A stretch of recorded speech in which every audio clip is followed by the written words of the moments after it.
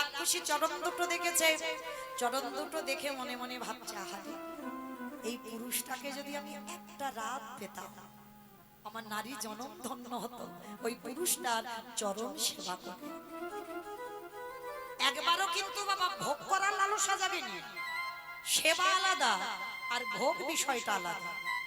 এইটা সবার আগে বুঝতে হবে বাবা। নারী চরণ যেমন তেমন নয় বাবা, নারী চরণ সাধনা, নারী চরণ ভজনে। যদি কোনো পুরুষ মনে করে নারী ভোগের, ও সারা জীবন তার কাছে ভোগের হয়ে থাকে, কিন্তু নারী ভোগের নয় বাবা।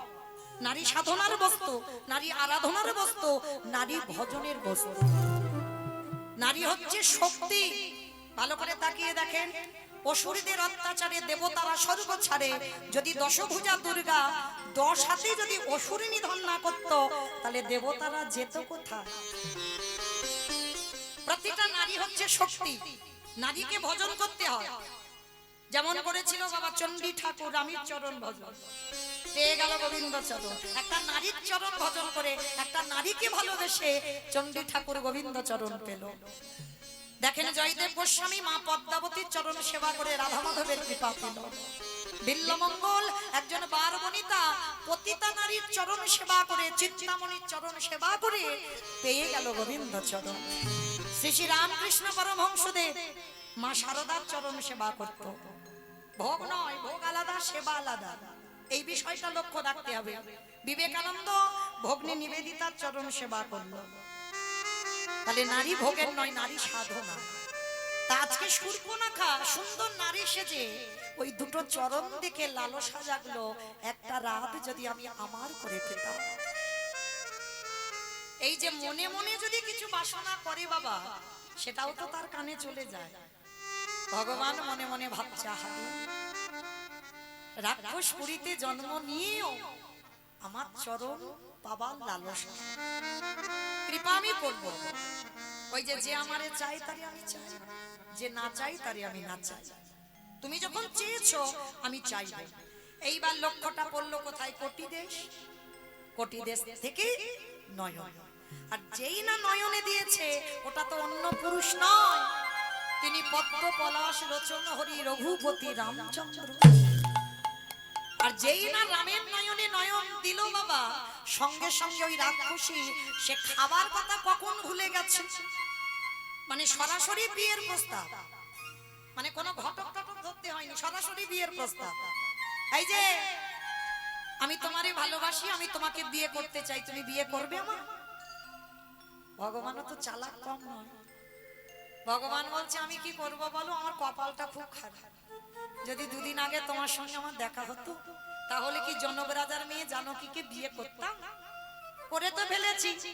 কিন্তু রামচন্দ্র হচ্ছে মর্যাদা পুরুষোত্তম ভগবান, আর রামচন্দ্র অবতারে ভগবান দ্বিতীয় বিয়ে নিষিদ্ধ। যার জন্য স্বর্ণ সীতা তৈরি করে বাবার যজ্ঞে বসেছিল, দ্বিতীয় বিয়ে কিন্তু করেন। বলে দেখো এই অবতারে আমি দুটো বিয়ে করতে পারবো না, সেটা পরের জন্মে হতে পারে অনেকগুলো বিয়ে, 16,108টা, কিন্তু এ জন্মে তো হবে না। এ জন্মে আমি মর্যাদা পুরুষোত্তম রাম, আমার একটাই বিবাহ। কি করব বলো? তা রামচন্দ্র বলছে, শোনো শোনো শোনো, একটা কাজ করো, আমার ভাই লক্ষণ এখন বিয়ে করেনি, তুমি আমার ভাইকে তো বিয়ে করতে পারো।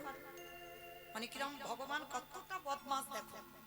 তখন কিন্তু লক্ষণের বিয়ে হয়ে গেছে বাবা সীতার বোন উর্মিলার সঙ্গে। তবু ভগবান চালাকি করে বলছে, আমার লক্ষণকে বিয়ে করো। শূর্পণখা মনে মনে ভাবছে, ভালোবাসলাম ওর দাদাকে, বিয়ে করবো ওর ভাইকে, যা হয় হোক। বিয়ে যদি ভাইটাকে করি, সারাদিনে তো একবার ওর দাদার চরণ দুটো দেখতে পাবো। কোথায় ভালোবাসাটা জন্মাচ্ছে দেখো। সারাদিনের মধ্যে একবার তো দাদার দুটো চরণ দেখতে পাবো। ঠিক আছে, তাহলে আমি তোমারই ভাইকে বিয়ে করব। এইবার লক্ষণের কাছে গিয়ে বলছে, এই যে তোমার দাদার সঙ্গে কথাবার্তা হয়ে গেল, আমি তোমাকে ভালোবাসি, তোমাকে বিয়ে করতে চাই। কিন্তু কি ঘটনা ঘটবে তো ভাই ভাই আগে থেকে পরিকল্পনা রেডি। তা লক্ষণ বলছে, শোনো মেয়ে, বিয়ে যে করবে, এই জঙ্গলে সিঁদুর পাবো কোথায়? বলে দাঁড়াও, চোখ দুটো বন্ধ করো, সিঁদুর আনছি। তা লক্ষণ যেই না চোখ দুটো বন্ধ করেছে, মা রাক্ষসী তো এমন একটা শটাং করে হাত বের করেছে না, সে একেবারে মন্দাদরী ঘরের ভিতর থেকে সিঁদুর নিয়ে চলে এসেছে। রাক্ষসী তো আর যেই না সিঁদুর কৌটোটা এনেছে লক্ষণের কাছে ধরে বলছে না এবার একটু আমার শীতেতে পরিয়ে দাও তো দেখি। লক্ষণ বলছে পড়াবো তো বটে, চোখ দুটো বন্ধ করো। ওমা, চোখ বন্ধ করবো কেন? সিঁদুর পরাবে আবার চোখ বন্ধ করবো কেন? এটা নিয়ম। স্মরণ করেন মা সেই রাতের কথা যেদিন আপনার মাথায় আপনার স্বামী প্রথম শীতেতে সিঁদুরটা দিল। মনে করে দেখো তো, একটা সামনে পান পাতা ছিল না, পান পাতাটা সরিয়ে চার চোখে চাউনি হলো, শুভ দৃষ্টি হলো, মালা দান হলো। আর যখন সিঁদুর দান হয়, জানি না আপনাদের এদিকে আছে কিনা, আমার এলাকায় আছে, পিছন থেকে একটা কাপড় এনে ঢাকা দেওয়া হয়। আমার আছে? বাহ, তাহলে বুঝতে সুবিধা হলো। তাহলে এই নিয়মটা আমাদের কলিযুগের নিয়ম নয়, এটা ছিল ত্রেতা যুগ থেকে নিয়ম। লক্ষণ বলছে সিঁদুর পরাবার সঙ্গে সঙ্গে আমার মুখ দেখতে পাবে না, তাহলে কি করব? ওই জন্য চোখ বন্ধ করো। তা রাক্ষসী বিয়ের আনন্দে চোখ বন্ধ করেছে, আর যেই না চোখ বন্ধ করেছে, প্রথমে লক্ষণ আগে নাকটাকে ধরেছে। হ্যাঁ গো, সিঁদুর পরাবে কিন্তু নাক ধরছো কেন? বলে দেখো তুমি আমার থেকে একটু লম্বা হয়ে যাচ্ছ, নাকটা না ধরলে আমি একটু ব্যালেন্স পাচ্ছি। ওই জন্য নাকটাকে আগে ধরেছে। এখনো বুঝতে পারছে না যে কি ঘটনা ঘটবে। আর লক্ষণের পিঠে যে যন্ত্রপাতি গুলো ছিল, কি জানো ছিল গো? কাটারি, কাস্তে, কোদাল। লক্ষণের পিঠে ওইগুলো নাকি ছিল। তীর ধনুক, একটা তীর টেনে বের করেছে, আর বের করে বাবা প্রথমে নাকটাকে ধরেছে, তারপরে কানটাকে ধরেছে, আর একেবারে তীরটাকে টেনে তীরের আগাতে যে ফলাটা চকচক করে ওই নাকটাকে ধরি আর কানটাকে ধরি, আর ওই অস্ত্রটা দিয়ে একেবারে নাক কানটা ছেদন। আর যেই না ছেদন করে দিল, রাক্ষসী চিৎকার করে নিজ রূপে ফিরে এসেছে। চিৎকার করে বলে উঠলেন, লক্ষণ, তোমার এত বড় শ্রদ্ধা, তুমি কিনা একটা নারীর নাক কানটা ছেদন করে দিলে। একটা নারী তার মনের কথা, তার ভালোবাসার কথা বলতেই পারে, তার জন্য তোমার সাহস হলো কি করে একটা নারীর তুমি নাক কানটা কেটে দিলে? তবে শোনো লক্ষণ, আমি তোমাকে ছেড়ে দেব না। এই যে নাক কানটা কেটে তুমি মাটিতে ফেলে দিলে না, এই নাক কানটা লীন হবে না, এই নাক কানটা পতিত হবে না, এই নাক কান থেকে জন্ম নেবে ভাঁড়ের জন্ম। এই যে ঠান্ডার সময় না খেজুর গাছে ভাঁড়গুলো বাঁধা হয় না, ওই ভাঁড়ের জন্ম হলো ওই শূর্পণখার নাক কান দিয়ে। আর বলল শোনো, এই যে ভাঁড়ের জন্ম হলো আমার দাদা রাবণ রাজা কুম্ভকর্ণ, এর পরের বারে আসবে আমার ওই দাদা হই।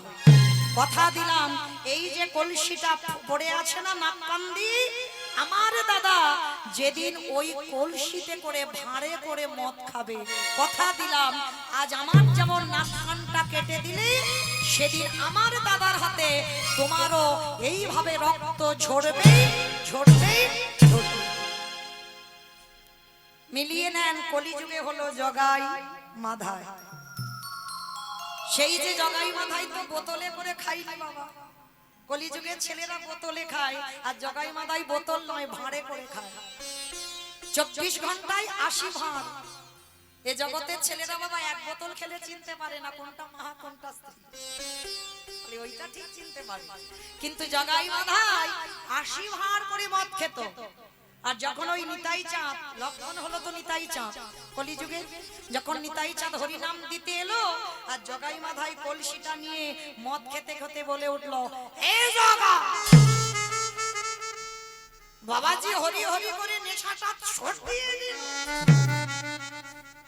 জগাই মাধাই খাচ্ছিল না, আর নিতাই চাঁদ যখনই এলো ওই কলসিটা তুলে একেবারে নিতাই চাঁদের মাথা কাটিয়ে দিল। কার অভিশাপ? শূর্পণখার অভিশাপ। ফলে গেল ভক্তের অভিশাপও লাগে।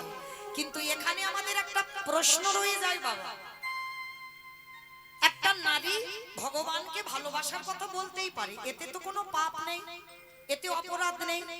তাহলে রামচন্দ্রকে বিয়ের প্রস্তাব দিল, রামচন্দ্র নিজে না করে লক্ষণের দ্বারা শূর্পণখার নাক কানটা কাটলো কেন? এটাই তত্ত্ব, এটাই তো বুঝতে হবে বাবা, কেন কাটলো?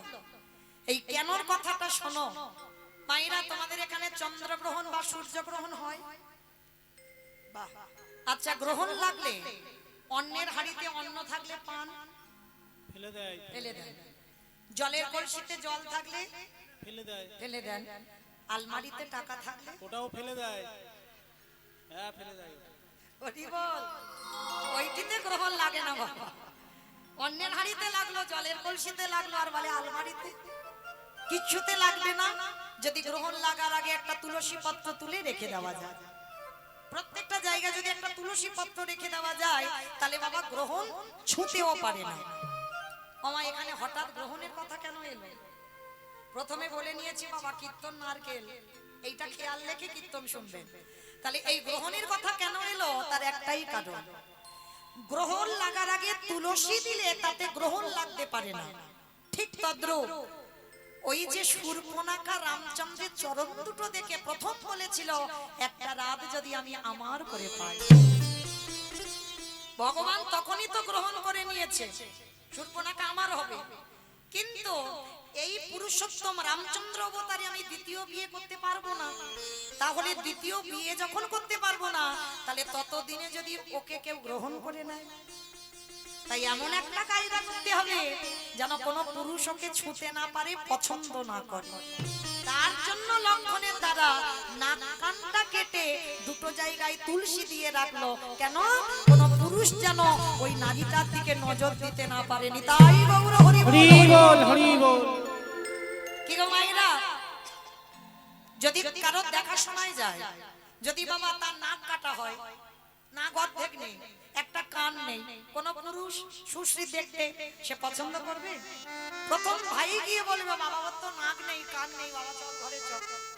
ভগবান বুকিং করে রেখে দিল, শূর্পণখা যেন জীবনে কোনো পুরুষের না হয়, ও যেন যতদিন বাঁচবে ও যেন আমার হয়ে থাকে। ওই শূর্পণখা পরের জন্মে হলো কুবজা। মিলিয়ে নেবেন, কুবজা হয়ে পিঠে একটা বড় কুঁজ দিল, কুঁজি হলো। কেন কুঁজি হলো? ভগবান হিসাব করে রেখে দিয়েছে, আমাকে বৃন্দাবনে 11 বছর কাটাতে হবে, আর ওই 11 বছরের মধ্যে যদি আমার কুবজাকে কেউ বুকিং করে নেয়, আর কুঁজি হলে কেউ তো ওর দিকে তাকাবে না, ওই জন্য পিঠে কুঁজ দিয়ে রাখলো, আমি যতদিন না মথুরায় যাই, যতদিন না আমার পরশ পাই, ততদিন ও যেন কুঁজি হয়। আর আমার পরশ যেদিন পাবে, সেই দিন ও রূপবতী নারী হবে। হরি বল। কুবজার কাছে গেল, পরশ পেল, রূপবতী নারী হলো। আর এই কুবজার ঘরে ভগবান একটা নয়, দুটো নয়, তিনটে নয়, 12 বছর রাত কাটালো। এক যুগ চরণ দুটো দেখে শূর্পণখা একটা রাত চেয়েছিল, আর একটা রাতের বিনিময়ে ভগবান 12টা বৎসর পরের জন্মে কুবজার ঘরে কাটালো। আর সেই কুবজা কলিযুগে হলো কে? যেটা একটু আগে বললাম, মহাপ্রভুর অন্তিম সময় ছিল জগন্নাথ ধাম, পুরী ধাম, গম্ভীরা। আর ওই গম্ভীরা ওই জায়গাটা হলো কাশীনাথ মিশ্র। যিনি শূর্পণখা, যিনি কুবজা, তিনি কলিযুগে আর নারী নয়, পুরুষ হয়ে এলো কাশীনাথ মিশ্র। তাহলে মায়েরা বোঝা গেল, ত্রেতা যুগ, দ্বাপর যুগ, কলিযুগ। কিন্তু একটা যুগে একটু বাকি রয়ে গেল, বলবো? সত্যযুগ বলবো? ঠিক আছে, একটুখানি ছোট করে বলে যাই, কেমন? এই সত্যযুগের নাক কানটা কেটেছে, তারও একটা কারণ আছে। এই কুবজা ছিল সত্যযুগে নাম্নী নামে এক অপ্সরা। নাম্নী নামে এক অপ্সরা নর্তকী ছিল, স্বর্গে ইন্দ্র সবাই নাচতো। তো এই নর্তকী দুর্বাসা মুনি যখন গিয়েছিল ইন্দ্র সভায়, ওই নাম্নী অপ্সরা দুর্বাসাকে দেখে, চুল গোপ দাঁড়িয়ে আছে না, জটা, দুর্বাসাকে দেখিস কি কতবার হচ্ছে, নাক দিয়ে গা দিয়ে, এই যে সরে বসো, সরে। দুর্বাসা সতী অনুসুবার সন্তান, ভোলানাথের দ্বিতীয় কলেবর, যেমন তেমন ছেলে নয়, শিব ঠাকুরের দ্বিতীয় কলেবর দুর্বাসা মুনি। সেই দুর্বাসা মুনি রেগে গিয়ে বলেন, তোর এত বড় স্পর্ধা, তুই আমাকে দেখে নাক চেপে ধরলি? তবে আমাকে যখন দেখে নাক চেপে ধরলি, আমি অভিশাপ দিলাম, ওই নাক একদিন তোর ছেদন হয়ে যাবে। যেই না দুর্বাসা বলছে, কানে অমনি আঙুল দিয়ে দাঁড়িয়ে আছে যাতে না শুনতে পায়, অভিশাপ দিল, আমার কথা শুনবি না বলে তুই যে কানে হাত দিলি, অভিশাপ দিলাম, তোর একদিন না একদিন তোর ওই একটা কর্ণ ছেদন হয়ে যাবে। ভগবান মনে মনে ভাবলেন দুর্বাসার অভিশাপ জীবনে বিফল হবে না, তাহলে দুর্বাসার অভিশাপ পূরণ করতে হবে, আর এদিকে কুবজাকে আমি আমার করে রাখতে হবে। তাহলে সেই সত্য যুগে দুর্বাসার অভিশাপটা ভগবান মনে করে রেখে পরের জন্মে নাক কানটা ছেদন করে দিল। তাহলে মা পরিষ্কার বোঝা গেল আজকে সেই পঞ্চবটির বনে একাধারে হীরা চণ্ডাল আর মাতা মোহিনী বাস করে। হরি বল। এই জায়গাটা মা খুব মন দিয়ে শুনবেন। এই হীরা চণ্ডাল আর মাতা মোহিনী দুজনের সংসার। একদিন মাতা মোহিনী জলের ঘাটে জল আনতে গেছে, কতগুলো নরনারী মোহিনীকে দেখে বলে উঠলেন, মোহিনী তোর মুখ দেখা মহাপাপ, কারণ এই জগতে শাস্ত্র বিধান যদি কোনো নারীর সন্তান সন্ততি না হয় তার হাতের দান নাকি শুদ্ধ হয় না। তাই তোর মতো নারীর প্রথম আমাদের দর্শন করতে হলো সকাল সকাল, আমাদের দিনটাই একেবারে মাটি হয়ে গেল। কত কটু কথা বলছে। মোহিনী ছুটতে ছুটতে স্বামীর কাছে এসে স্বামীর চরণ দুটো ধরেছে। স্বামী, কি এমন অপরাধ করেছি বলতে পারো? কি এমন অন্যায় করেছি তুমি বলতে পারো?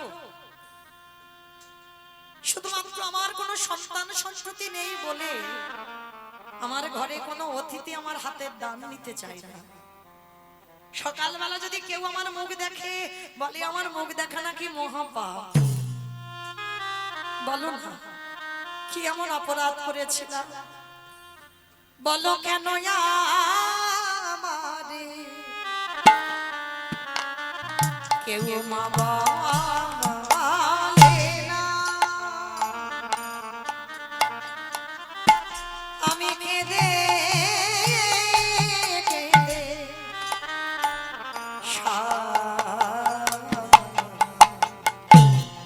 ওগো ধন রাতিনু চাহিনা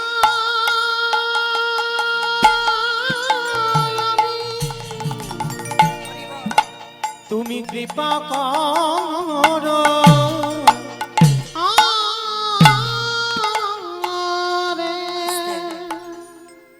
আজকের মাতা মোহিনী কাঁদছে, হীরা চণ্ডাল বলছে মোহিনী কেঁদো না, শুধু ভগবানকে ডাকার মতো ডেকে যাও। সময় যখন হবে ফলের আশা করো না। আর একটা কথা তুমি ভুলে যাচ্ছ, তুমি তো আমার বউ নয়, তুমি তো আমার স্ত্রী নও, তুমি আমার সহধর্মী। মায়েরা এখানে আমরা বউ সবাই হতে পারবো, স্ত্রী সবাই হতে পারবো, সহধর্মিনী কিন্তু এখানে সবাই নয়। এতগুলো নারীর মধ্যে বাবা একটা মিলবে কি তা সন্দেহ। সহধর্মিনী তো তাকেই বলবে যে স্বামীর ধর্মের কাজে সাহায্য করবে। নেশাগ্রস্ত মাতাল জুয়া খেলে, তাস খেলে, কোনোদিন একাদশী করে না, হরি বাসরে যায় না, সাধু সঙ্গ করে না, গুরু চরণ আশ্রয় করে না। যদি তুমি সেই ঘরের ঘরণী হও, তুমি তোমার স্বামীর চরণটা ধরে কৃষ্ণ ভজনে ঠেলে দাও। যদি তোমার চরিত্র এমন হয় কাউকে বলতে হবে না, তুমি নিজে থেকে জানবে তুমি হয়েছো সহধর্মী। মোহিনী বলল ঠিক আছে স্বামী, তুমি যখন বলছো আমি জীবনে কোনোদিন আর কিছু চাইবো না, চলো। এইভাবে দিন চলে যায়, কিন্তু মোহিনীর চোখের জল ভগবানের চরণে পৌঁছে গেল। ভগবান কিছু বুঝতে না দিয়ে মোহিনীর কোল আলো করে কাউকে পাঠিয়েছে। নারী জাতি তো অনুভব করতে পেরেছে, যখনই অনুভব করতে পেরেছে তিনি মা হবেন, সঙ্গে সঙ্গে বাবা যারা দ্বিচারিণী কলঙ্কিনী যারা বলতো তোর মুখ দেখা মহাপাপ, মোহিনী তাদের কাছে গিয়ে বলছে কিরে তোরা তো খুব বলতিস আমার মুখ দেখা নাকি মহাপাপ, দেখলি তো আমি কেমন অসাধ্যকে সাধন করেছি। ভগবান বাধ্য হয়েছে আমার কোল আলো করে কাউকে পাঠাতে। অহংকার সবকিছু সহ্য করে বাবা, ভগবান দুটো বস্তু সইতে না। এক হলো কোনো ভক্তের অহংকার, এক হলো কোনো ভক্তের চোখের জল। এই দুটো বস্তু আমার ভগবান সহ্য করতে পারে না। যেই না আজকের মাতা মোহিনীর অহংকার এসে গেল, ভগবান দৈববাণী করল, মোহিনী সন্তান গর্ভে ধরেছ, তুমি তো সন্তান এখন পৃথিবীর আলো দেখাতে পারোনি, তার আগে তোমার এত গর্ব, তার আগে তোমার এত অহংকার, আমি তোমাকে অভিশাপ দিয়ে রাখলাম। যে সন্তান তুমি গর্ভে ধারণ করলে, এই সন্তান তোমার আশীর্বাদে আমি দিয়েছিলাম, কৃপা করে দিয়েছিলাম, তোমার চোখের জল সইতে না পেরে। কিন্তু তোমার এত যখন অহংকার এসেছে, আমি অভিশাপ দিয়ে রাখলাম, এই সন্তান পৃথিবীতে আসবে, এই সন্তান পৃথিবীর আলো দেখবে, বাতাস পাবে, কিন্তু এই সন্তানের কোনোদিন তুমি মুখ দর্শন করতে পারবে না, পারবে না, পারবে না। দেখবেন মা, কত নারী সন্তান জন্ম দিতে গিয়ে প্রাণ হারায়। মনে রাখবে মা, এগুলো কর্মফল নয়। মা নিজে প্রাণ দেয়, নয় গর্ভের সন্তান জন্মেই প্রাণ হারায়। শুধুমাত্র কর্মফল ভোগ করতে হবে। আজকের মাতা মোহিনী কথাটা বিশ্বাস করলো না। কে তুমি? কারণ অহংকার মঞ্চে বসেছে তো। আর যারা অহংকার মঞ্চে বসে থাকে বাবা, তারা নিজেরা যেটা মনে করে সেটা ঠিক। অহংকার ব্যক্তিরা জীবনে বাবা অন্যের কথা ভাবে না, কোনোদিন ভাবে না। ওই জন্য অহংকার ব্যক্তিদের জন্য আমার ভগবান পতনের ব্যবস্থা করে রাখে। বলে না, দিয়ে ধন বুঝে মন হরে নিতে কতক্ষণ।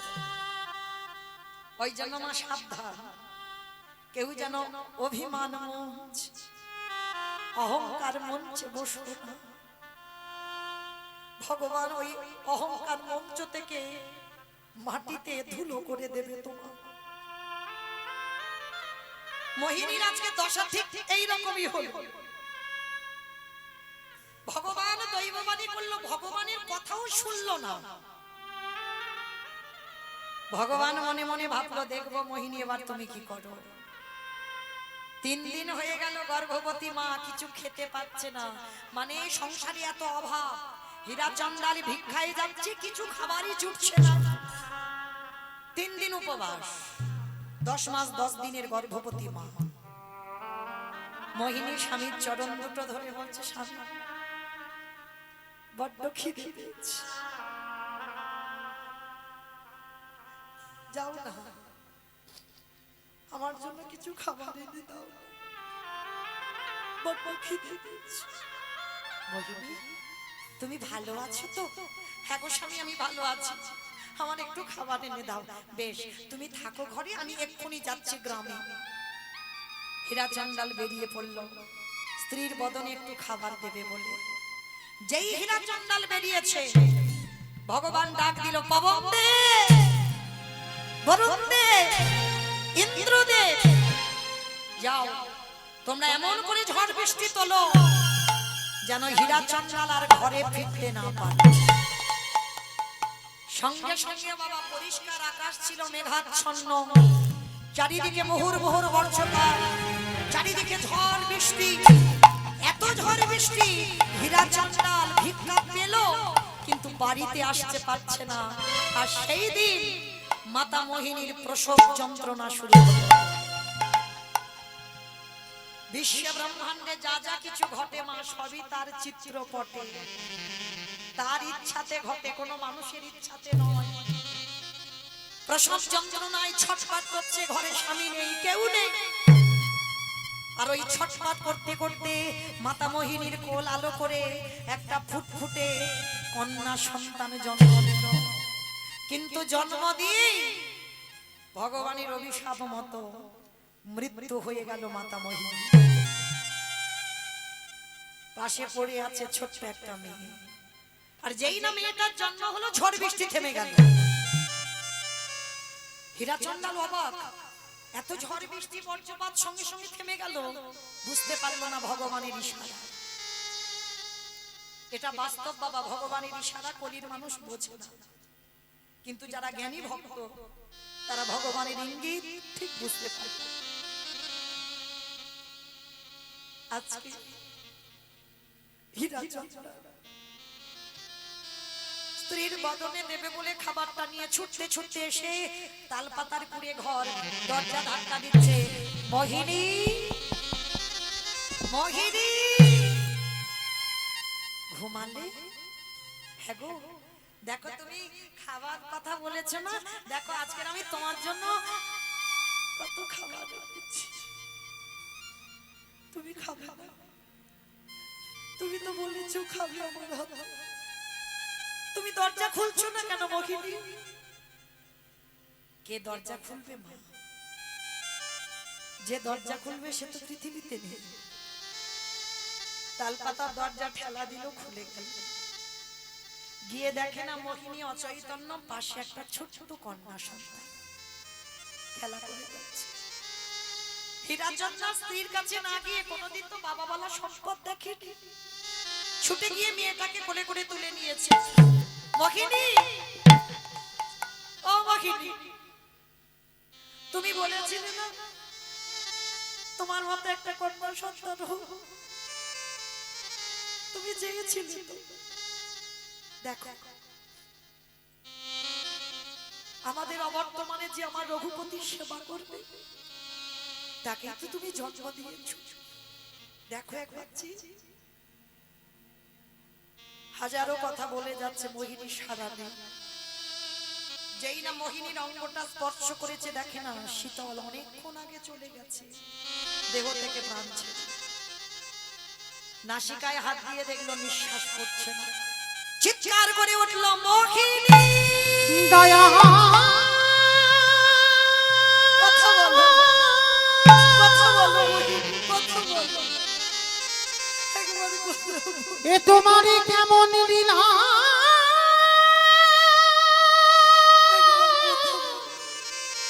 কেমন খেলা,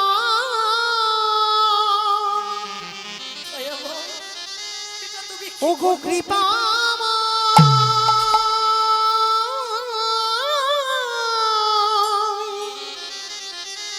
ওগো দয়া,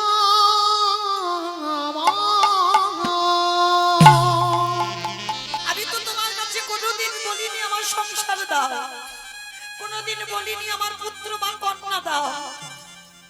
দিয়ে যদি কেড়ে নেবে, কে বলেছিল তোমার এমন সংসার দিতে? কেউ তো কারো নয়, আমি জানি দয়াময় জগতে কেউ কারণ, আমি জানি গো কৃপাময়, কিন্তু একদিনের বাচ্চাকে কি খাওয়াবো বলে দাও। মিছে ভাবে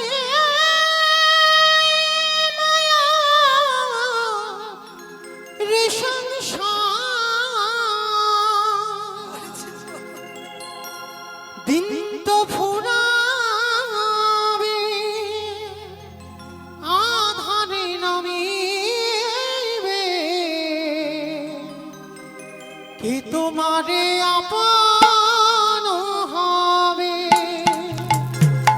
ওগো দয়া, কে তোমারে আপন হবে। বাঁকা শ্যাম, শ্যাম,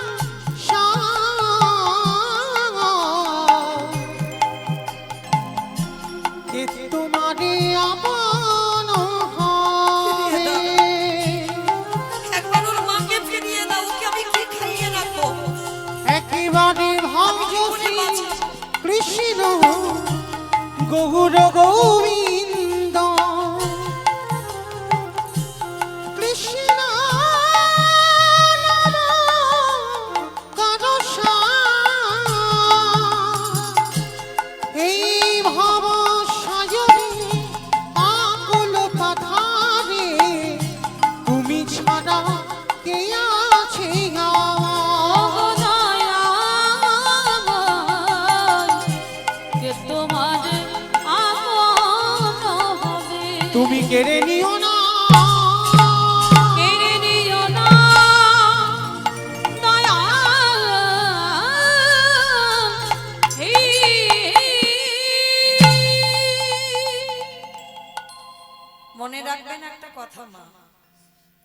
জন্ম দিয়ে যদি কোনো মায়ের কোনো সন্তানের বাবা মারা যায়, মা কিন্তু বাঁচাতে পারে। আর জন্ম দিয়ে যদি কারণ মা চলে যায়, ভালোবাসে, সবাই ভালোবাসে, কিন্তু তোমার মায়ের মতো করে না। বাবার ভালোবাসাটা হলো বাবা ওই সচ্চে, আর মা, যার মা চলে যায় না, চারদিকটা অন্ধকার হয়ে যায়। তোমার মায়ের মতো করে কেউ ভালোবাসতে পারে না।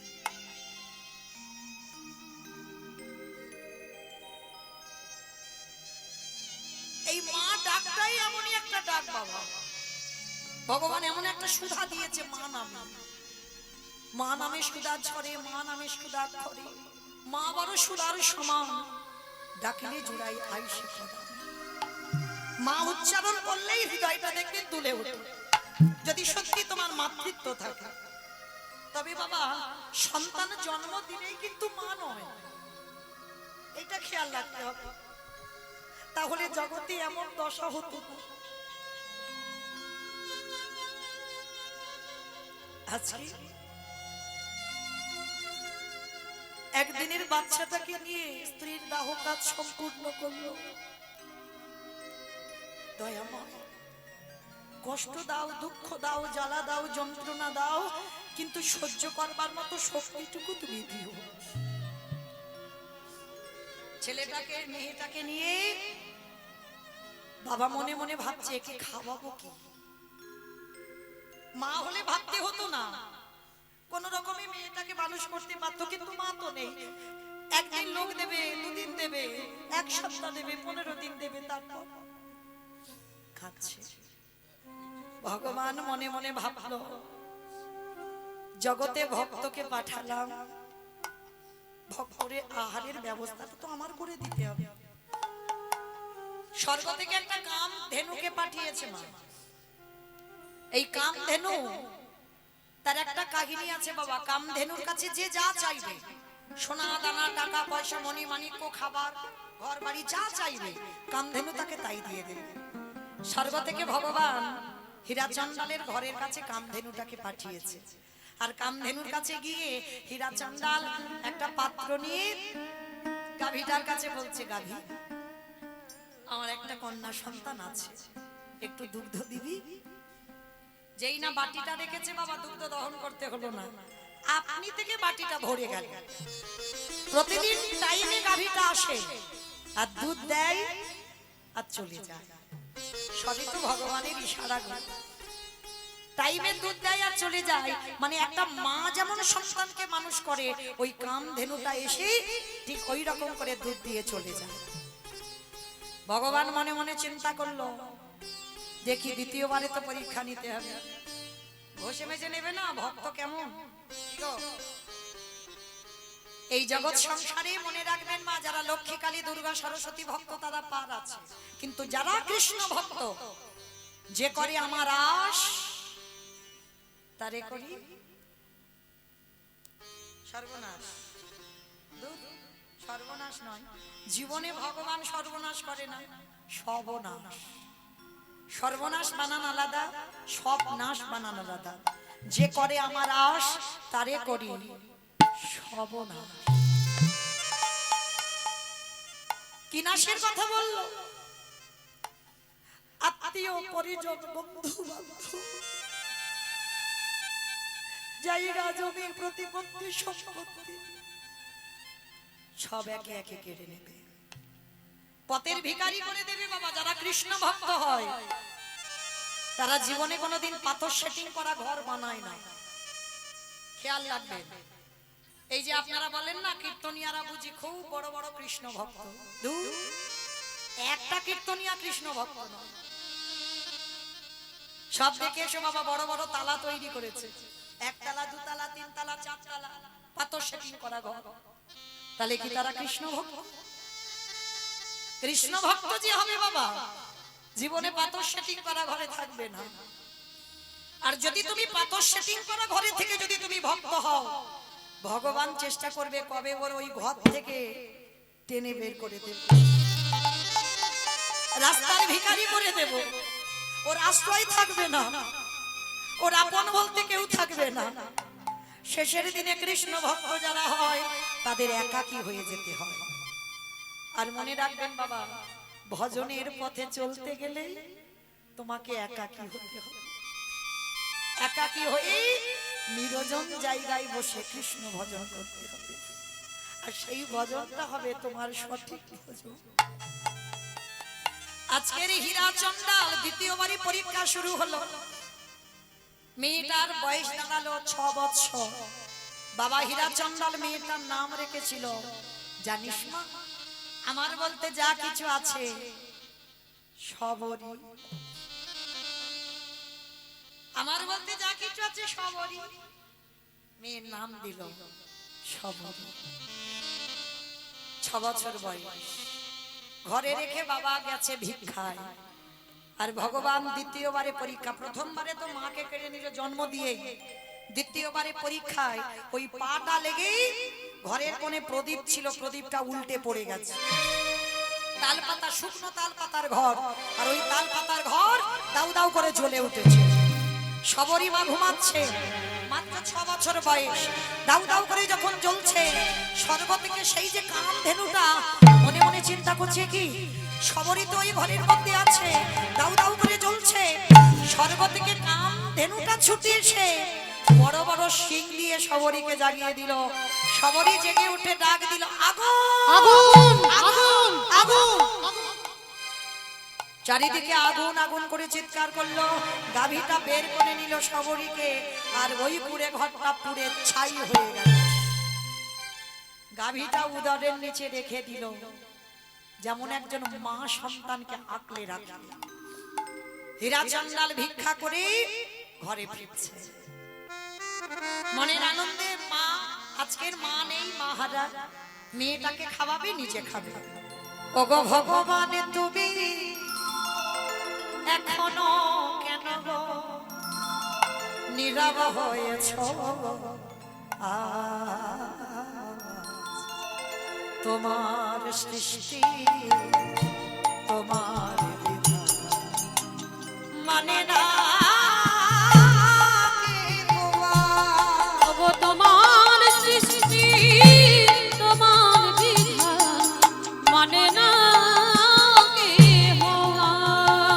ওগো ভগবান তুমি এখনো কেন গো নীরবে হয়েছ? তোমার সৃষ্টি তোমার বিধান মানে না তোমার সৃষ্টি তোমার বিধান মানে না তুমি সুখী জনা করো সুখী এই দুঃখী জনার তোমার সৃষ্টি তোমার বিধান মানে না ওগো তোমার সৃষ্টি তোমার বিধান মানে না যেই না হীরা চন্ডাল পুড়ে ঘরে দরজায় এসেছে, এসে দেখলো মা ঘর পুড়ে ছাই হয়ে গেছে। হীরা চন্ডাল চিৎকার করলো সবরী সবরী রে। ও প্রথমে তুমি আমার স্ত্রী কেড়ে নিয়েছো, তারপরে তুমি আমার ঘর কেড়ে নিয়েছো, তারপরে তুমি আমার কন্যাটাকেও কেড়ে নিলে। বেশ, এবার আমার পালা তো, আমি আসছি তোমার কাছে। হীরা চন্ডাল সরুজ নদীর জলে ঝাঁপ দিতে যাবে, পিছন থেকে সবরী মা ডাক দিল বাবা। পিছনে তাকিয়ে দেখলো গাভীর উদরের নিচে বসে আছে সবরী মা। মা তোর কিছু হয়নি? হবে কেন? রাখে হরি মানে কি? মারে হরি রাখে কি? চল আজকে সবরীর হাত ধরে শেখালো জানিস মা, আমাদের জীবনে বড় অভাব, বড় কষ্ট, তবু আমি তোকে একটা কথা বলে দিই, জীবনে কারোর কাছে হাত পেতে কিছু নিবি না। কেউ যদি কিছু দেয় চেষ্টা করবি তার দ্বিগুণ দিতে। শিক্ষা, সংস্কার আমরা তো পাই না বাবা, সন্তানদেরকে শিক্ষাই দিতে পারি না, কিন্তু এগুলো দিতে হবে। আজকে সবরই মাকে শেখালো, শোন মা, কেউ যদি একটুখানি কিছু দেয় চেষ্টা করবি তুই দ্বিগুণ দিতে। কারোর কাছ থেকে হাত পেতে এমনি এমনি কিছু নিবি না। বাপ মেয়ে দুজনে নতুন করে আবার ঘর বাঁধলো। কিছুদিন পরে ভগবান মনে মনে ভাবলো, দেখি এবার সবরই তুই কি করিস। 6 বছরের মেয়ে 3 দিনের জ্বরে দৈব দুর্ঘটনায় হীরা চন্ডালের মৃত্যু হয়ে গেল। কে গো মায়েরা, জীবনে কতটুকু কষ্ট পেয়েছো, কৃষ্ণ পাবে। যারা যারা ভগবানের ভক্ত বাবা, তাদের জীবনী শুনলে না পাগলের মতো কাঁদবে। দেখো আজকের এই মেয়েটার জীবনী, জন্ম দিয়ে মা চলে গেল, 6 বছর বয়সে বাবা হারালো, একা হয়ে গেল। আর এই একা হয়ে গিয়ে এই পঞ্চবটির বনে একাধারে মতঙ্গ সাধুদের আশ্রম। এই সাধুদের কাছে গিয়ে, এ তো চন্ডালিনী ছোট জাত, আর ছোট জাতিদের একটু প্রত্যেকটা মানুষ একটু ঘৃণার চোখে দেখে। কিন্তু বাবা এটা আমার ভগবানের কিন্তু নয়, কে নিচু জাত কে উঁচু জাত এটা আমার ভগবান করে না। তো আজকে সেই যে মতঙ্গ সাধুরা যখন প্রসাদ পেত না, আর ওই প্রসাদ পেয়ে যেগুলো ফেলে দিত নর্দমায়, কুকুর বিড়ালে খেত, সবরই মা ওই কুকুর বিড়ালের সঙ্গে এঁঠোগুলো খায়। একদিন সবরই চেতনা হলো, আমার বাবা তো বলে রেখেছে কারোর কাছ থেকে কিছু নিলে দিতে হয়, কিন্তু এদের এঁঠো যে আমি খাচ্ছি, আমি তো কিছু দিতে পারছি না, তাহলে আমাকে কিছু দিতে হবে। কিন্তু কি দেব? ওই 6 বছরের মেয়ে কি করেছিল জানো? জঙ্গলে জঙ্গলে ঘুরে শুকনো শুকনো কাঠ নিয়ে মতঙ্গ সাধুদের রান্নাঘরে রাত্রিবেলা গুছিয়ে রাখতো, আর ওই সাধুরা সকালবেলা রান্না করে প্রসাদ পেত, সাধু সেবা হয়ে যেত। কিন্তু একদিন বাবা কালের চক্রে সবরী মা ধরা পড়ে গেছে। মতঙ্গ সাধুরা হাত ধরে বলে বলেন, এই মেয়ে, তার মানে তুই প্রতিদিন আমাদের এই রান্নাঘরে কাঠ এনে দিস? কে তুই? নাম কি? থাকিস কোথায়? বাড়ি কোথায়? বাবা মাকে? সবরী বলল, আমি সবর। ও তুই সেই ছোট জাতের মেয়ে না? তুই সেই নিজ জাতি, তোর বাবা চন্ডাল? সবরী বলে বলেন, আচ্ছা তোমরা বারবার আমাকে ছোট জাত কেন বলো গো? আমার ভগবান তো জীবনে ছোট জাত করেনি। ভগবান বলেছে, মুচি হয়ে শুচি হয় যদি কৃষ্ণ ভজে, শুচি হয়ে মুচি হয় যদি কৃষ্ণ তবে। তাহলে তোমাদের এত জাত বিচার কিসের গো? তোমরা বারবার আমাকে ছোট জাত বলো। এই মেয়ে, এইটুকু মেয়ের মুখ থেকে আমরা শিক্ষা পাবো? দেখাচ্ছি মজা দাঁড়া। সবাই মিলে ওই জ্বালানি কাঠ দিয়ে ওই সবরীকে বেত্রাঘাত, দূর হয়ে যা, বেরিয়ে যা, দূর হয়ে যা, দয়া মা দয়া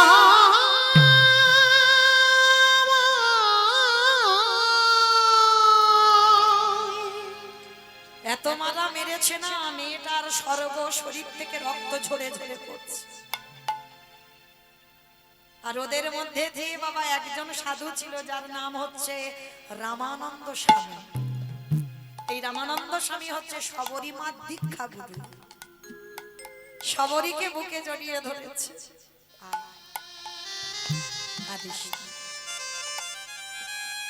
সবাই তোকে দূর দূর করে তাড়িয়ে দিচ্ছে, আজ আমি তোকে দীক্ষা দেব, আয়।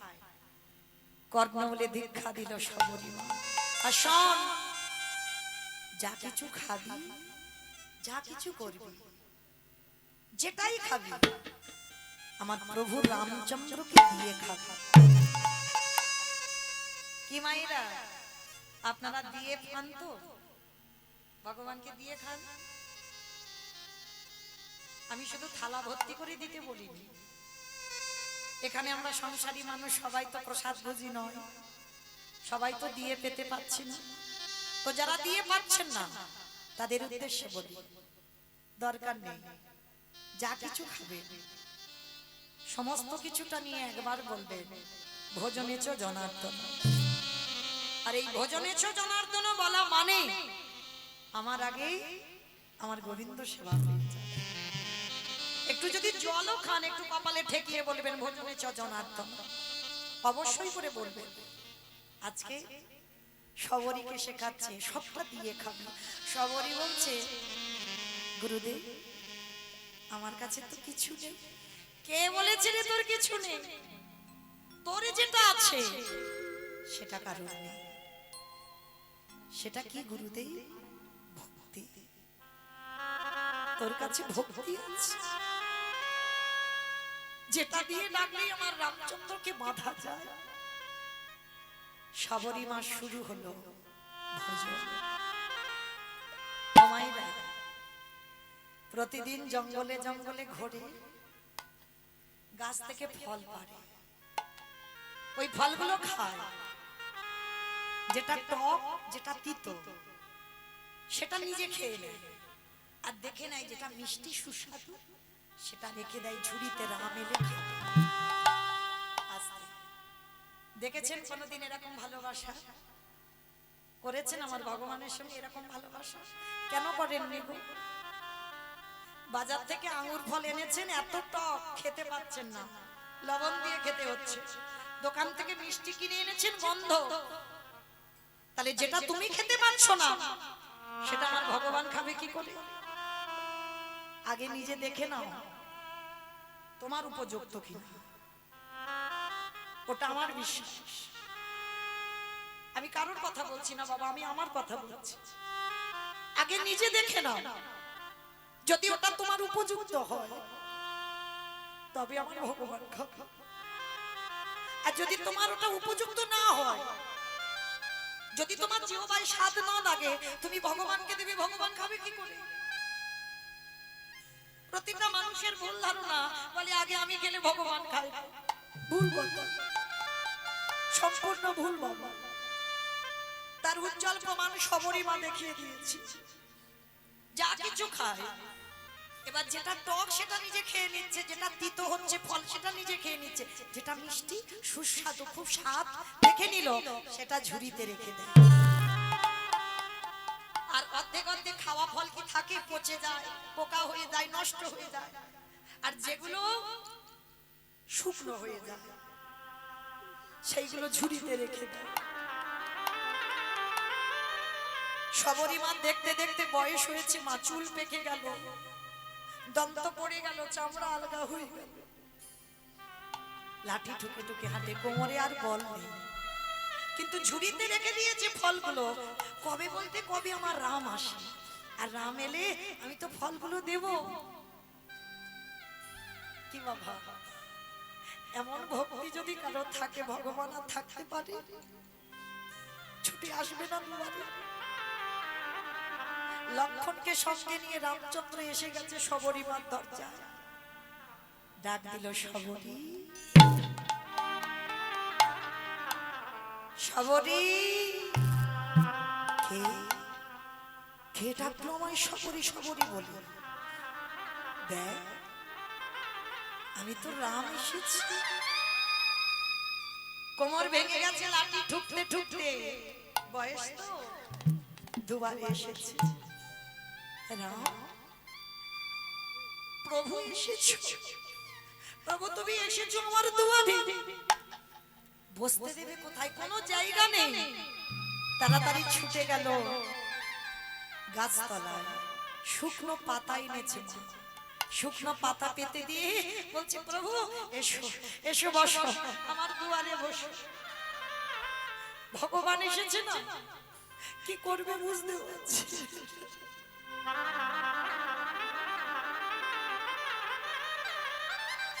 যদি কারোর ঘরে ভগবান আসে বুঝতে পারে না বাবা, কি করবে, কোন কাজটা করবে? বসো প্রভু বসো। ঘরে একটা পাত্র নেই যে পাত্রে করে জল এনে রামচন্দ্রের চরণ দুটো ধোয়া। সবরী মায়া ওই পাতার উপরে রামচন্দ্রকে বসাই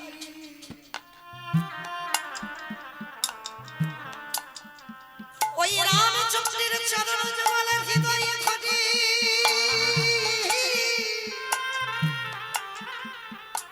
এই মাছিকে জগতের কোন জলে না সবরি মায় আমার চোখের জলে চরণ যুগ ধোয়াইছে ও হৃদয় আমার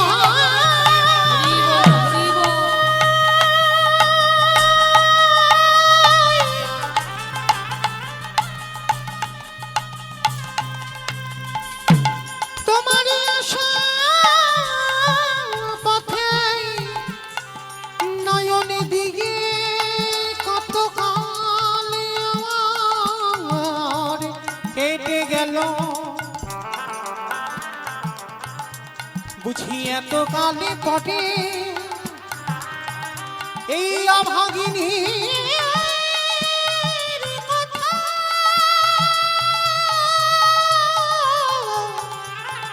তোমার মনে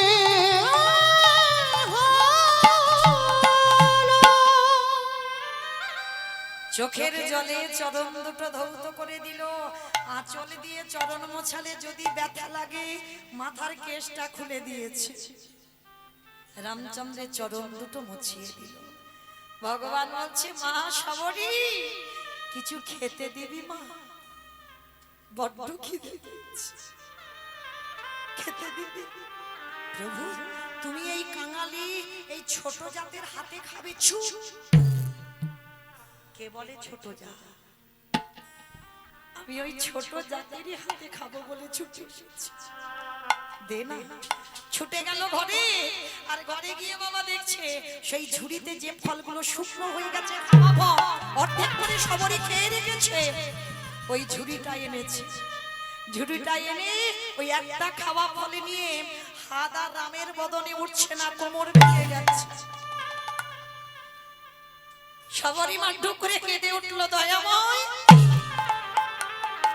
যখন আমার ইন্দ্রিয় সতেজ ছিল তখন তুমি এলে না আর যখন আমার ইন্দ্রিয়গুলো দুর্বল হয়ে পড়ল এখন আমার হাত আর তোমার বদনে উঠছে না তুমি এলে ভগবান হাসি আর বলে সবরি ভক্ত যখন আসতে পারে না আমি নিজে ভক্তের কাছে যাই নত হলো ভগবান ওই অর্ধেক সবরীর খাওয়া ফল যেই না রামের বদনে দিতে গেল পাশে লক্ষণ দাঁড়িয়েছিল সবরীর হাতটা চেপে ধরে চাইবে তোর লজ্জা করে না আমার দাদার বদনে সবাই রাজভোগ দেয় কত ফল মূল মিষ্টি মিষ্টান্ন প্রক্ষন্ন দামি দামি খাবার দেয় আর তোর মুখে থুতু লালা লেগে আছে এঠো তুই কি না আমার দাদার বদনে দিস ওই হাত থেকে ফলটা কেড়ে নিয়ে একেবারে দূর করে ফেলে যখনই দূর করে ফেলে দিল সবরী মা নয়ন জলে বুক ভাসিয়ে কাঁদে হে রাম দয়াময়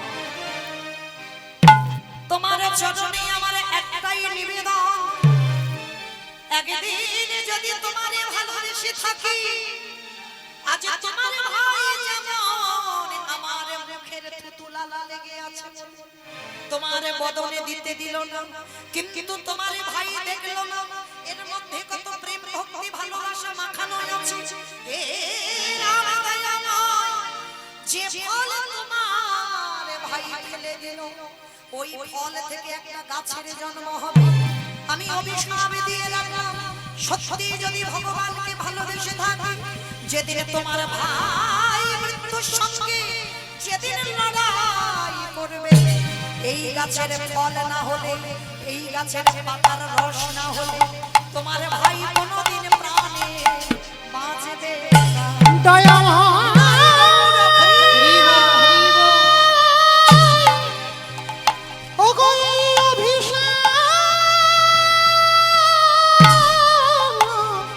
করে না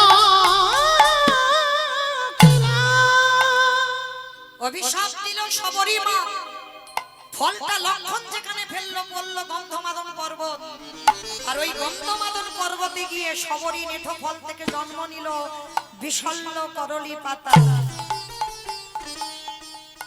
যেদিন রাম রাবণের যুদ্ধে ছোট ঠাকুর লক্ষণ শক্তিশালী পড়ে গেল, রামায়ণে বিধান সুসেন বৈদ্য বলেছিল, রাম সূর্য ওঠার আগে বিশল্য করলি পাতা আনতে হবে। যদি বিশল্য করলি পাতা অমৃত সঞ্জীবনী সতী নারী স্তন দুগ্ধ এনে দিতে পারো, তারপরে তোমার ভাই প্রাণে বাঁচবে। একজনই গিয়েছিল, তিনি ছিল ভক্তপ্রবর বীর হনুমান, যে হৃদয় চিরে দেখিয়েছিল রাম সীতার যুগল মূর্তি। কি বাবা, জগতে একজন ভক্ত দেখিয়েছে, দেখাতে পারবেন হৃদয়ে রাম সীতা বসে আছে? শুধুমাত্র ভক্তপ্রবর বীর হনুমান দেখিয়েছিল। কবে গো? যেদিন আমার সীতা মাকে বলেছিল, ও মা, মা গো, এই মেয়েরা মাথাতে লাল লাল এগুলো কি পড়ে আছে? সীতা মা বলল, বাবা সিঁদুর। আমার সিঁদুর কেন পড়ে গো মেয়েরা? স্বামীর অমঙ্গলের জন্য। স্বামীর অমঙ্গলের জন্য? তাহলে মঙ্গলের জন্য। বাহ, কিন্তু মা মঙ্গল টঙ্গল আর হচ্ছে? হ্যাঁ, খুব হচ্ছে। এখন বাজারে একটা লিকুইড উঠেছে না, কুমকুম, ওটা জীবনে সিঁদুর নয়, একটুখানি করে দেবে বাবা, বোঝা যাবে না। তবে মা আপনাদের এই উত্তরবঙ্গে, আপনাদের কোচবিহার এলাকায় নয়, আমার গঙ্গাসাগর এলাকার কথা বলছি, একটুখানি করে সিঁদুর, মানে বোঝাই যাবে না। হ্যাঁ, আরো বাবা যারা স্কুলের দিদিমণি হয়েছে তারা বেশিরভাগ শাখা পলা তো বালাই উঠে গেছে, হাতে একটা বালা রেখে দেবে আর একটুখানি করে সিঁদুর সাইড দিয়ে ঢাকা দিয়ে দেবে, তারাই সমাজকে শিক্ষা দেবে। কিন্তু ভাবতে হবে বাবা, যারা শিক্ষার জায়গায় দাঁড়ায় তাদের নিজেদের যদি শিক্ষাটা না থাকে, তাহলে অন্য সন্তানদের শিক্ষাটা দেবে কি করে? প্রত্যেকটা নারী, এটা আমার কথা নয়, সীতামা বলছে প্রতিটা নারী শীতে সিঁদুর তার স্বামীর মঙ্গলের জন্য, হাতের শাখাটা তার স্বামীর মঙ্গলের জন্য, হাতের পলা তার স্বামীর মঙ্গলের জন্য, হাতে একটা লোহা রাখতে হয় প্রত্যেকটা নারী, এটা তার স্বামীর মঙ্গলের জন্য। এ কথা আমাদের জন্য নয়, যদি আমাদের জন্য হতো মা, তাহলে বিয়ের আগে ব্যবহার করতে পারতাম। এই কথা সম্ভব স্বামীর মঙ্গলার্থে। তা সীতামা বলল, বলে বাবা সিঁদুর নারীরা স্বামীর মঙ্গলের জন্য পড়ে। হনুমান বলছে, ও মা, তা তুমি কেন পড়েছো? এই পাগল, আমি পড়েছি যাতে তোর রামচন্দ্রের মঙ্গল হয়। হাই হাই হাই হাই, তুমি আমার রামচন্দ্রের মঙ্গলের জন্য সিঁদুর পড়ো? শুনে নিয়েছে, আর শুনে নিয়ে মা ভোরবেলা হনুমান গেছে গঙ্গা স্নানে, স্নান করে এসে সীতামার ঘরে 3 কৌটো সিঁদুর মাথা থেকে পা পর্যন্ত বেশ করে মেরেছে। আর ঠাকুর ঘরে গিয়ে রাম রাম রাম রাম রাম রাম, রামচন্দ্রের আসন চলে গেছে। হনুমান, হনুমান, হনুমান তো বেরিয়ে এসেছে, আসলে কি হবে মা? ভয়ে থরথর করে কাঁপছে। এই হাই ভগবান, তুই সারা গায়ে লাল করেছিস কেন? কোথায় ঢুকেছিলি? বলে, প্রভু আমি কোথাও যাইনি, আমি মাকে বললাম, মা ওই মেয়েরা মাথাতে লাল মতোটা কি দেয়? বলল সিঁদুর। আমি বললাম, মা তুমি কেন দিয়েছো? তারা কেন সিঁদুর পরে? বলল স্বামীর মঙ্গলের জন্য। আমি বললাম, মা তুমি কেন পড়েছো? বলল তোর প্রভু রামচন্দ্রের মঙ্গলের জন্য। হে রাম দয়াময়, মা যদি ওইটুকু সিঁদুর মাথায় দিয়ে যদি তোমার মঙ্গল চাইতে পারে, আর আজ আমি তোমার ভক্ত হনুমান মাথা থেকে পা পর্যন্ত সিঁদুর মেখে বলো বলো না জানি কত তোমার মঙ্গল হলো। ওগো প্রভু আমার, রাম দয়াময়, না জানি তোমার কত মঙ্গল হলো। যেই না বলেছে না জানি কত মঙ্গল হলো, এইবার সীতামার গলায় ছিল একটা মুক্তোর মালা, আর মালাটা যেই না হনুমানের গলায় দিল, হনুমান মালাটা দেখতে দেখতে বড় বড় দাঁত একবারে কাম দিয়ে মালা ছিঁড়ে দিল। সীতা রেগে গিয়ে বলল, এই জন্য তোকে বলে হনুমান। হনুমানের গলায় মুক্তোর মালা সাজি হনুমানে কেঁদে বলল, মা জগতে সবাই আমায় হনুমান বলে বলো, কিন্তু মা তুমি কোনদিন হনুমান বলো না। কেন জানো মা? আমার প্রতিটা লোমকূপে লেখা আছে রাম সীতা নাম। সেই দিন বড় বড় নখ দিয়ে বক্ষটা বিদীর্ণ করে দেখালো, দেখো মা হৃদয়ে রাম সীতা জবানে বসে আছে। আমার হৃদয়ে করি রামের সীতা যুগলে বসে আছি। আস্তে আজকে সেই সবরী মা যেখানে ফলটা ফেললো বিশাল করলি পাতার জন্ম হলো, ভক্তপ্রভার বীর হনুমান আনতে গেল আর এনে আর সেই বিশাল করলি পাতার রস ভালো করে নিগড়ে নিয়ে লক্ষণের বদনে দিল। লক্ষণ প্রাণ ফিরে পেয়ে রামচন্দ্রকে প্রশ্ন করেছিল, দাদা তুমি যদি মনে করতে তাহলে আমার প্রাণটা কি বাঁচাতে পারতে না? কি দরকার ছিল হনুমান গিয়ে গন্ধমাদন পর্বতে বিশল্য করলি পাতা আনার? রামচন্দ্র হেসে বললেন, ছিল ভাই ছিল। কি ছিল দাদা?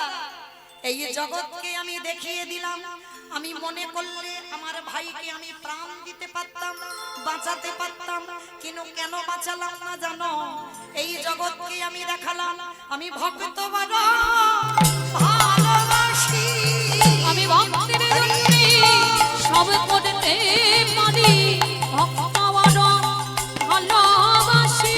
বলিয়ে যুগে নাই প্রতি যুগে যুগে, আমি ভক্ত বড় ভালোবাসি। বলিয়ে যুগে নাই যুগে যুগে, আমি ভক্ত বড় ভালোবাসি। বলি এই প্রতিজ্ঞা করে গেলাম, যুগে নাই যুগে যুগে, আমি ভক্ত বড় ভালোবাসি। যুগে নাই যুগে যুগে, আমি ভক্ত বড় ভালোবাসি। আস্তে তাহলে চলেন আজকের সেই সবরী মা রামচন্দ্রকে বলল, শোন সবরী, এ জন্মে যখন আমার ভাই ফল খেতে দিল না, খাবো কবে? আগত দাপরেতে, যেদিন আমি কৃষ্ণ হয়ে বৃন্দাবনে যাব, আর সেদিন সবরী তুই হবি মথুরা নিবাসী, নাম হবে তোর মালিনী।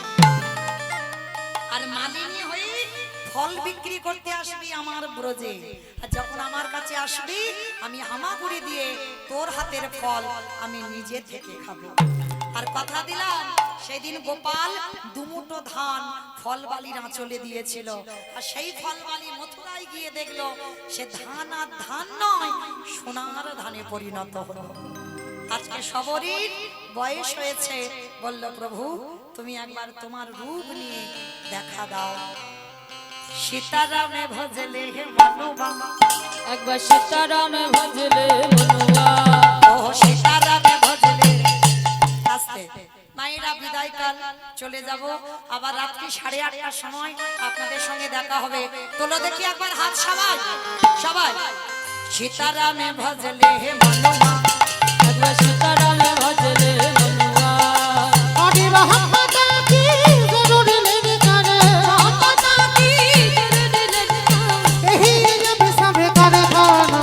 সীতারামে ভজলে মনুয়া, এটাই গৌরব প্রেমানন্দে হরি বল হরি বল হরি বল। সীতারামে ভজলে মনুয়া ভক্ত ইয়ারে ভগবানের মিলন হইল, আনন্দে সবে মিলে হরি হরি হরি বল হরি বল হরি বল হরি বল।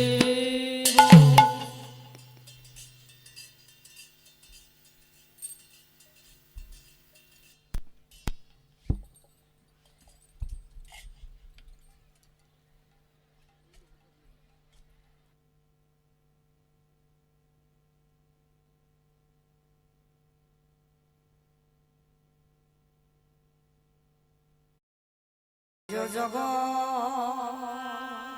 জয়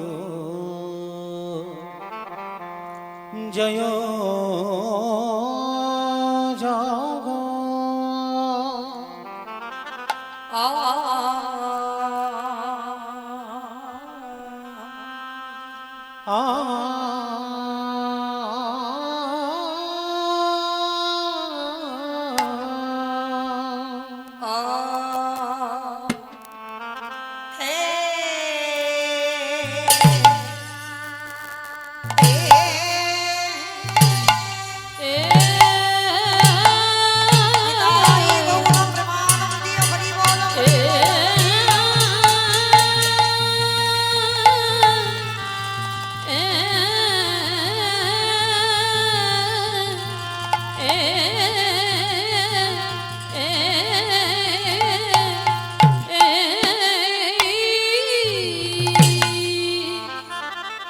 আজ জয় জয়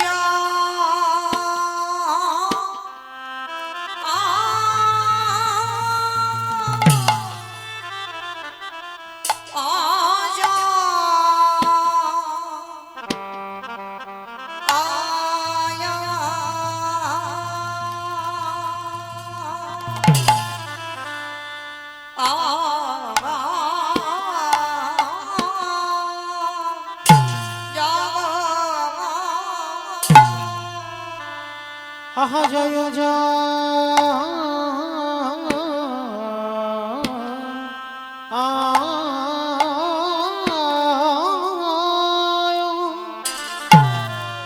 জগ আজ দেখো দেখো প্রভুরি আমার সেই এরা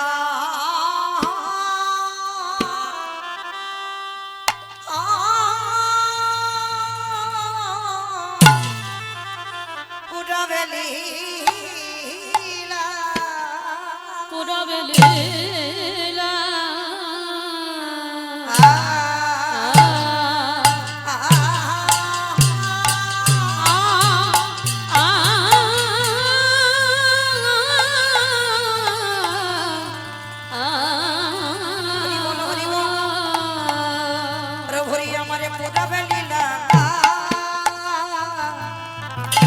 সবা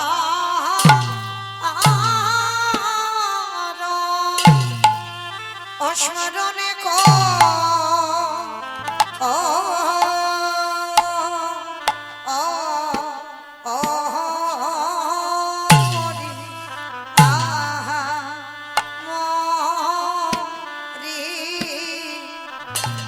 জয়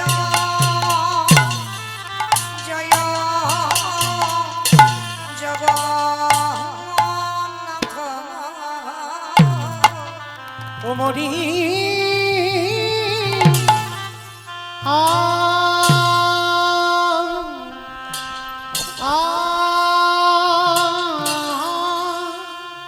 ও यहाँ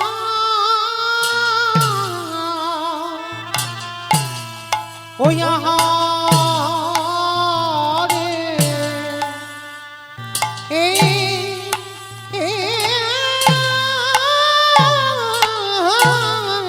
হরি বল হরি বল প্রভুরি আমার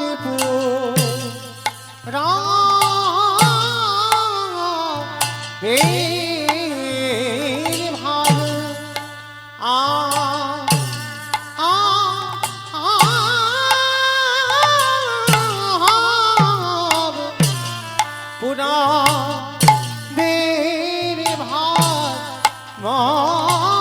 মানি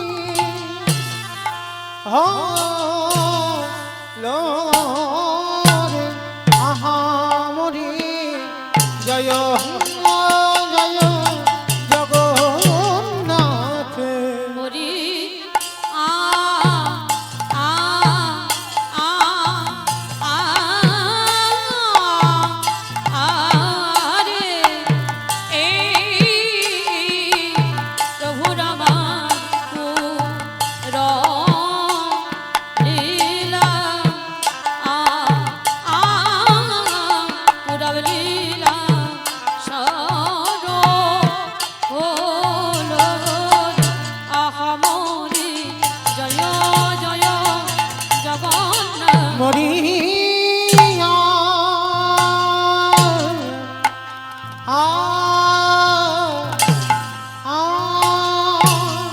ও মরি আরি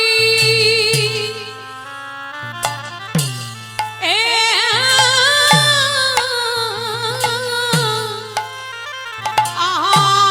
মরি রে ও কিয়া মরি রে জয় জগন্নাথ মরিয়া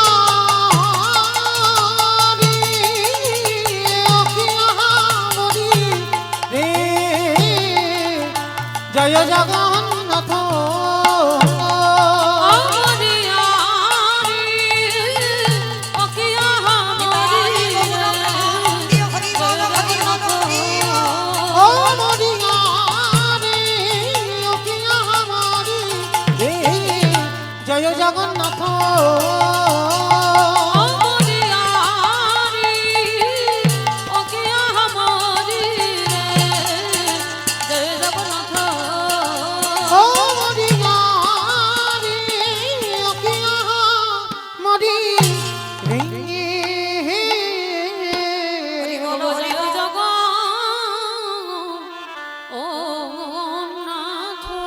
ও কিয় জয় জয় জগন্নাথ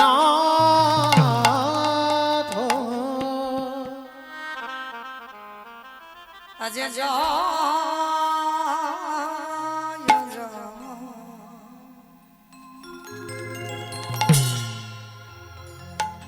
জয় জগ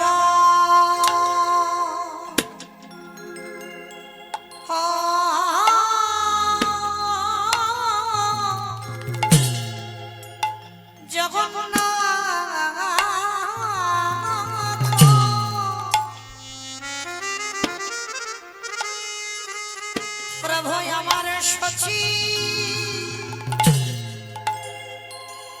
রানা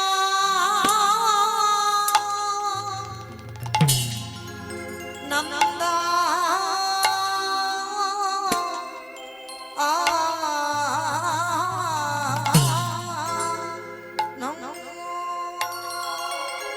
আজ জয় জয় হরি বল হরি বল জয় জগ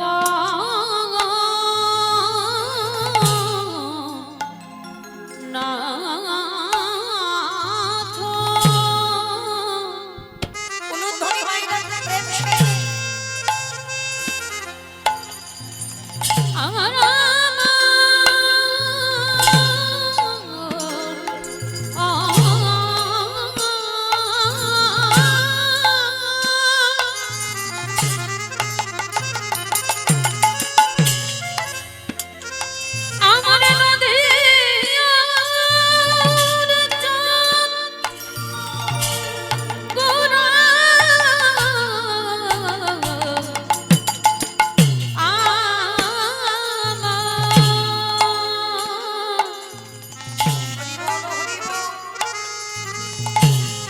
সে যে নদী আর ভাঙ্গা কাশে উদয় হই আমাদের মতো পতিত পাষাণ থেকে উদ্ধার করিবার লাগি কলির জীবের দাঁড়ে দাঁড়ে দাঁড়ে দাঁড়ে ঘুটে ঘুটে হটে না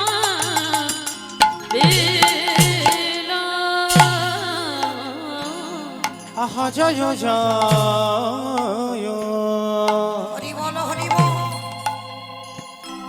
জয় জগন্নাথ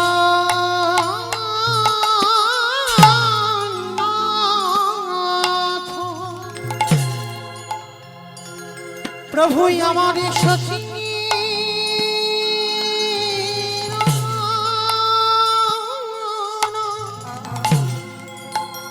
নন্দা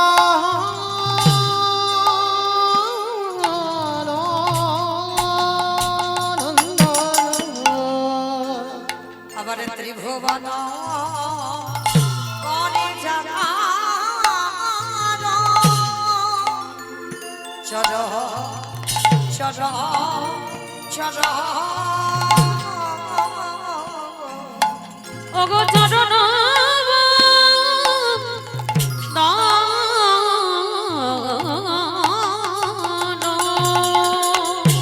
আমার গৌরদা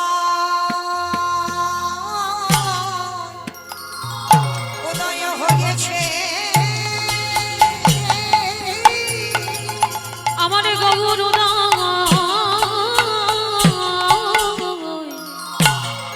হয়েছে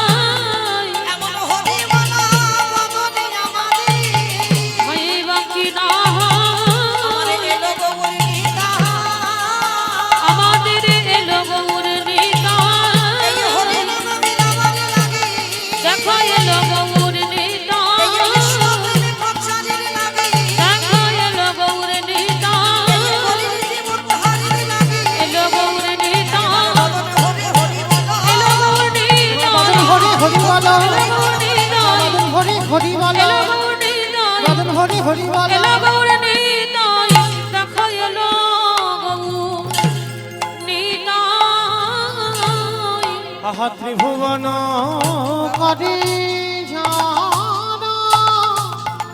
চরণ চরণ চরণ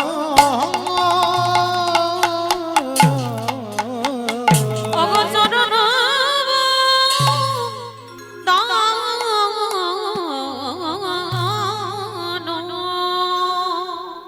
আনন্দ লীলাময় বিধায় আনন্দ লীলাময় বিগ্রহ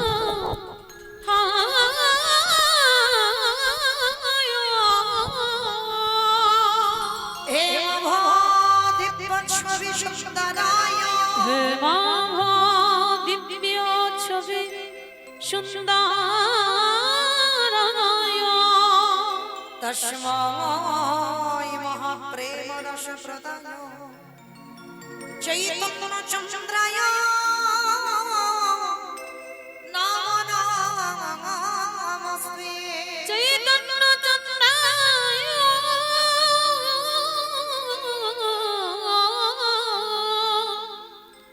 নমো নমস্তে এই জীবের নিস্তার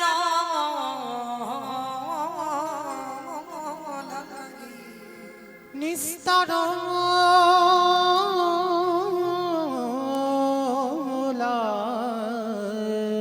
আমাদের নন্দ সুত হরি নন্দসুত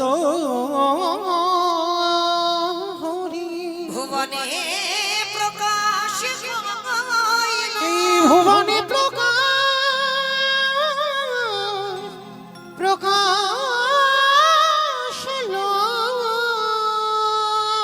আমাদের গুরু রূপ ধরি আমাদের গুরু রূপ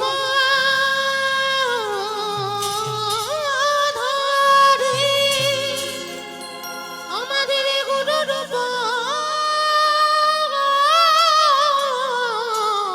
ধরি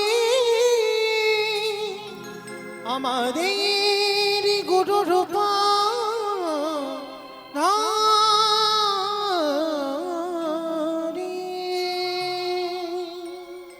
জানি তাই জয় রাধেশ্যাম জয় জগন্নাথ জয় মহাপ্রভু হরে কৃষ্ণ সমবেত শুধু কৃষ্ণ অনুরাগী গৌর অনুরাগী মাতৃমণ্ডলী পিতৃমণ্ডলী আহুত অনাহুত ভাগত এই গ্রামবাসী বৃন্দ যারা আমার রাধা গোবিন্দে যারা আমার গৌর নিতাই রাতুল চরণ আশ্রয় গ্রহণ করেছেন তাহাদের সবাকার চরণে রইল আমার কোটি কোটি দণ্ডবত।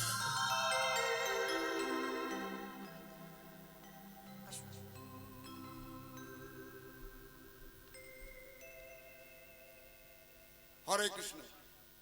উৎসব কমিটির পক্ষ থেকে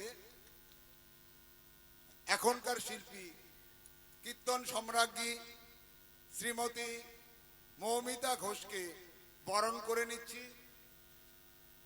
উত্তরীয় দিয়ে বরণ করছেন বন্দনা ধর।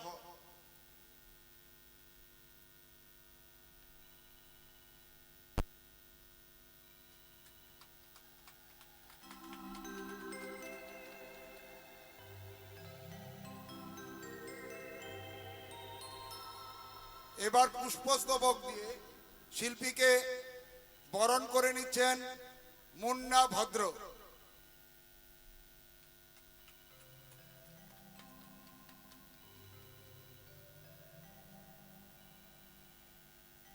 আমাদের কুচবিহার শহর, রাজার শহর, রাজবাড়ির প্রতিকৃতি দিয়ে শিল্পীকে প্রদান করা হচ্ছে। প্রদান করছেন মাঠের ঘর শিব মন্দির কমিটির প্রতিষ্ঠাতা মেম্বার এবং উৎসব কমিটির সদস্য শ্রী আশিস ধর, প্রণয় সাহা, গৌতম নন্দী, ভানু সেন।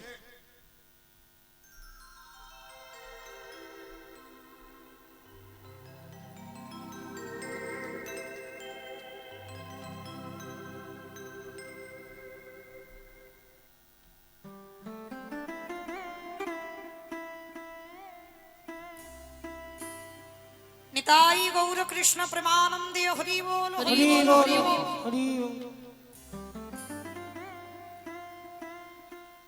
সমবেত শুধু কৃষ্ণ অনুরাগী গৌর অনুরাগ মাতৃমণ্ডলী পিতৃমণ্ডলী আহুত অনাহুত ভাগত এই গ্রামবাসী বৃন্দ, যারা আমার রাধা গোবিন্দের, যারা আমার গৌর নিতাইয়ের রাতুল চরণ আশ্রয় গ্রহণ করেছেন, তাহাদের সবাকার চরণে রইল আমার কোটি কোটি দণ্ডবাদ প্রণাম।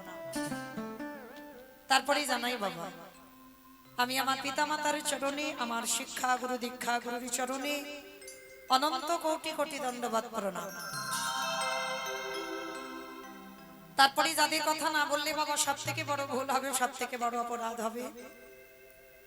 যে কমিটি দাদা ভাই বাবা ঠাকুর ভাইদের ঐক্লান্তিক প্রচেষ্টায়, যাদের উদ্যোগে, যাদের পরিষেবায় এত সুন্দর মহানাম যজ্ঞানুষ্ঠান, এত সাধুগুরু বৈষ্ণবদের পদধূলা, এত ভক্তগণ তাদের পদধূলা পড়েছেন, যাদের ঐক্লান্তিক প্রচেষ্টায় আজকের হরিনাম যজ্ঞের আয়োজন, আমার মতো অধম কীর্তনিয়া মৌমিতা ঘোষ, আমি আমার সম্প্রদায়ের তরফ থেকে সর্বাগ্যে সেই দাদা ভাই বাবা ঠাকুরদের চরণে জানালাম ভক্তিপূর্ণ দণ্ডবাদ প্রণাম। প্রণাম দিলাম না একটা কারণ, কারণটা কি? আগে আমাদের সবাইকে জানতে হবে বাবা, এটা কলিযুগ। এই কলিযুগে যাগযজ্ঞ নয়, ব্রত পূজা নয়, ধ্যান তপস্যা নয়। চৈতন্য মহাপ্রভু বললেন কলির মানুষের মুক্তির পথ হবে একটাই, হরিরে নাম হরিরে নাম হরিরে নামৈব কেবলম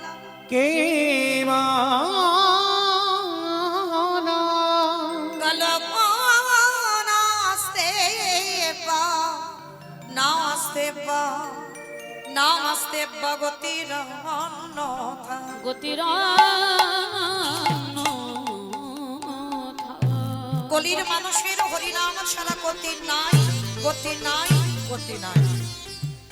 আপনারা প্রশ্ন করবেন মৌমিতা, ও যত যত কীর্তনিয়ার কীর্তন শুনি সবাই একটাই কথা বলে, কি বাবা আপনারা সেই তো শোনেন? যত যত কীর্তনিয়ার মুখে কীর্তন শুনবেন, এই যারা আমার আগে আছে, যারা পরে আছেন, অনেক গুণী মান্যগণ ব্যক্তিগণ আমার সম্প্রদায়, আরো যারা সম্প্রদায় আছেন, প্রতিটা কীর্তনিয়া বা ভাগবত পাঠেও যারা বসবে একটাই কথা বলবে, বাবা হরিনাম শোনো, হরিনাম গাও, একাদশী করো, ভগবানের চরণে তুলসী দাও, তুলসী গাছে জল দাও, ও ছাড়া গতি নাই। কি বাবা কীর্তনিয়ারা বলছে না কৃষ্ণ ছাড়া গতি নাই, হরি ছাড়া গতি নাই, কি মা বলছে তো? কিন্তু আমরা বলবো আর আপনারা শুধু কানে শুনে চলে যাবেন, হবে না, ওইটাই হৃদয়ঙ্গ করতে হবে যে আমরা কীর্তনিয়ারা যেটাই বলছি বাবা সেটা সব ঠিক না, কখনো হতে পারে না। কিন্তু যে কথাটা বলবো সেটাকে একবার অনুভব করে দেখতে হবে। এই যে কীর্তনিয়ার আমরা বলছি হরিনাম ছাড়া গতি নাই, সত্যি কি গতি আছে? যে যত বড় ধনী হোক না কেন, যার যত টাকা থাকুক না কেন, যার যত অর্থ থাকুক না কেন, কেউ যদি সারা জীবন দিল্লি বম্বে কাটায়, কেউ যদি সোনার পালঙ্কে ঘুমায়, কেউ যদি টাকার বিছানায়ও ঘুমায়,